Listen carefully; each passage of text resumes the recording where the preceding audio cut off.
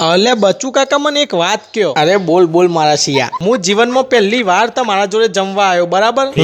બરાબર બરાબર। ઈ મો સૌથી પહેલા તમે દાળ ભાત ખાધા હે ને? આપડે પેલા દાળ ભાત જ ખાઈએ કારણ કે આપડા બહુ ફેવિકિક એટલે।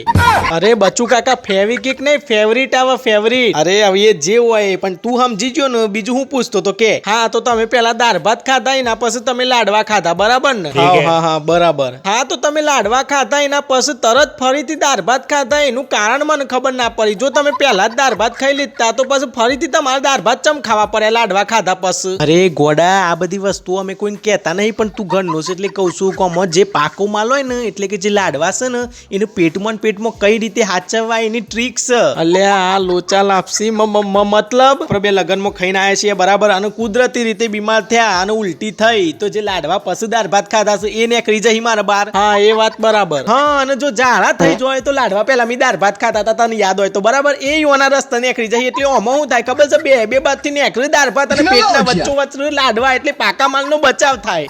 ઓ તારો ઘરનારો ધૂણા બચુ બાટલી, હું મગજ વાપર્યું સતીએ। એટલે આમાં પાકા માલનો બચાવ એટલે કે લાડવા, ગુલાબ જાંબુ, આ બધાનો બચાવ આ રીતે કરાય, સમજ્યો? હા હરું બચુ બાટલીની વાત તો સાચી છે। પેટમાં પાકો માલ બચાઈને પાડા જેવી જાત ગાલી છે ને, અમે આ ઉંમરમાં લેબુ થઈ જશે। ઢેસનોની વાત જ કયો લીધી છે મારી તો।